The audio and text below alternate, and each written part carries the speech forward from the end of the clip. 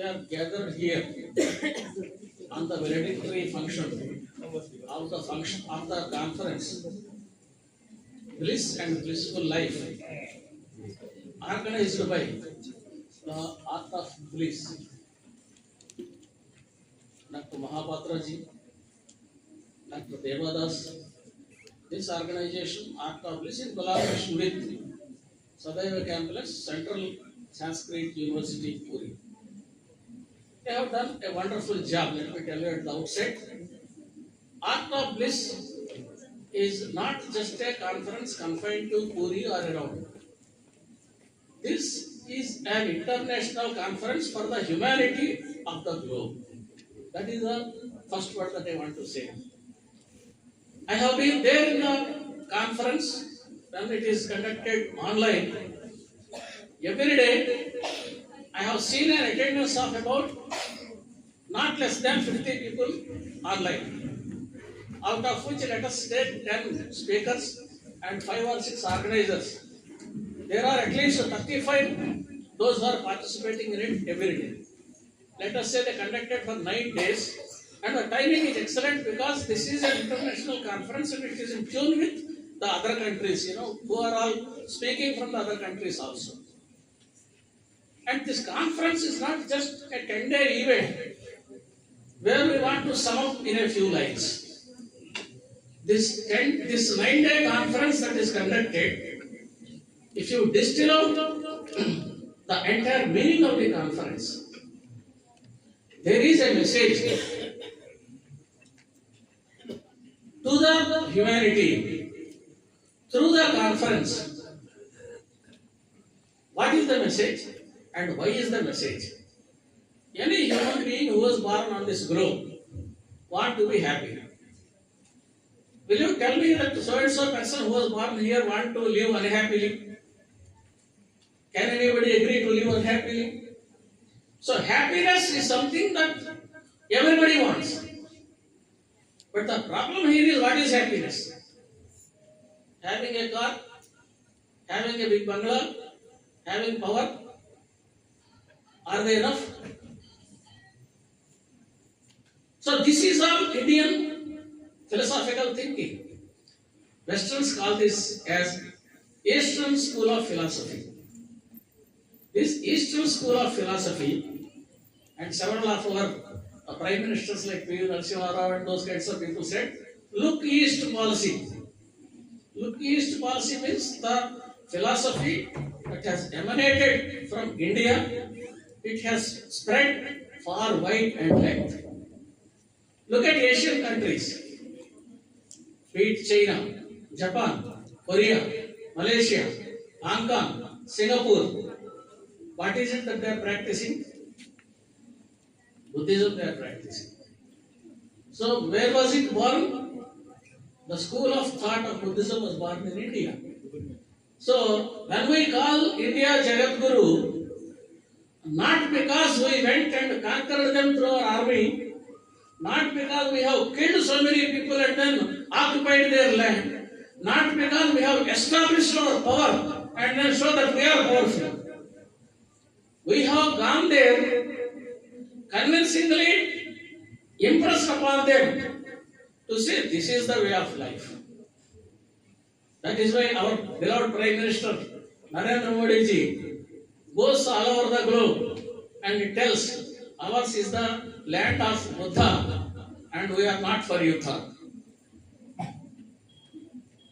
Therefore you can combine people through your message. What is the message? Happiness to all. That is what they call it as bliss. Bliss is the ultimate goal. Starting from a small happiness like what I told you, having a scooter, having a car, having a house. These are all day-to-day materialistic happinesses. But apart from these materialistic happinesses, during the conference, there are some scholars who said what is the real happiness? That happiness should come from inside, not from outside. Outside you will get some happiness, some materialistic happiness.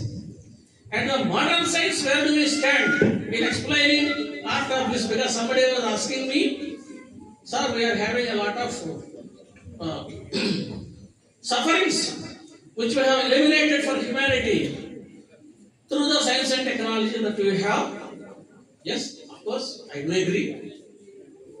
We have reduced the sufferings of the people. We have medical development. We have molecular medicines. We have surgeries which is automatic. You can sit in the room and you can observe the surgery of the relevant person who is undergoing in the hospital. And this is made very simple. What are all we have done with all this? With all this, we certainly have materialistic advantages. We have made rockets, we have made aeroplanes, we have made cars. Certainly, there is materialistic happiness. So, is materialistic happiness is enough?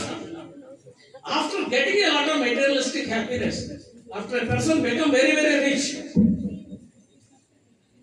income tax person will come, ED person will come, and thief will come.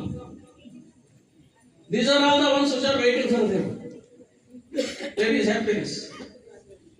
So therefore, this happiness what we are looking for requires to be spread through far and wide.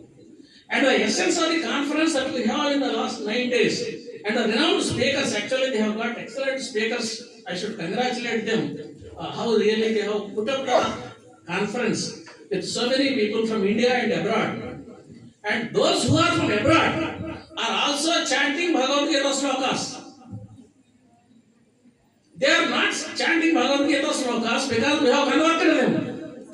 We did not go there and ask them, okay, you come to me, convert our religion. No, we have never said. When somebody went to Kanchi Paramacharya, I just want to illustrate, for example, a Christian. He read about Hinduism, read about all the scriptures, said, Swamiji, I want to convert because it is a great religion and I want to follow you and convert. Swamiji said one word. You be truthful to what you are. By conversion you won't get happiness, but by doing what you are doing, do it sincerely, honestly, and with commitment. That itself, then you are already here. You need not have to change. When you have these virtues, you are already here. So what we are conveying to the globe is the virtues. And that is what the message that this conference is giving. And where we lost in our country. Why our country has to be invaded by so many people, why it has happened and why these conversions and why suddenly there are so many changes. So I will be answering that. People say different historical reasons. Maybe among divisions among people. Kshatravam we lost. So that is where Bhagavad Gita comes into picture. Bhagavad Gita said, you do your duty, what you have assigned for yourself. Lord Krishna did not ask Arjuna either to do the work or not to do the work. But he has only explained him what is happening in both of the cases. Then he has to make a decision on what it has to be done. So that is how the way you have to convince. So this has to be spread to the colleges, universities and high schools. That should be the conclusion. So the art of this, whatever gist that we have got out of this conference for the last 9 days should be made, and to spread this word of gist of this conference should be spread. And in colleges, high schools, I was told during the conference that Orissa schools are now, during the prayer, are reciting Bhagavad Gita slokas during the conference. It's a wonderful thing. If Orissa schools can do, what is the problem for other states in the country? Why can't they do it? So, this somebody, we have to spread this word and say wherever it is possible. And during the discussion, and before I conclude, somebody said, sir, there is somebody is going to raise an objection for this. Who is there to raise an objection? If they are willing, let them recite. If they are not willing, let them go away. Those who want to learn, let them come to us. Those who do not want to let them go away. That's what Paramacharya said. He said, don't convert. You do be what you are. We are always telling that. But what we are, we have to keep our course united capable, and can withstand any kind of onslaughts that come on us. So we have to make our people study for that. So for that, the art of bliss, the happiness should reach each and everybody on the globe. So in our own recitations, we say, wherever there is good, in any part of the globe, let it reach India. We don't say evils come here. All good, anywhere in the country, let us reach us. And whatever the good that we have, let us spread this message of happiness and what is bliss to the entire globe. That is what the Vishwaguru, two events that directly can go. One is the yoga. Our Prime Minister has convinced all the countries, majority of the countries, about 196 countries in the globe are now celebrating yoga as a yoga day. This is a major achievement of India. Bharat Mata ki! Bharat Mata ki! So, even Bhagavad Gita will reach that milestone, I have no doubt at all. But only thing is, we have to slowly tell them, and to our own people first we should put it in our own curriculum and then spread that message with these few words. I thank all the organizers for providing me an opportunity to come and discuss with you all. Thank you very much. Jai Jagannath! Thank you so much, sir. Sir, your reflection on Bhagavad Gita is really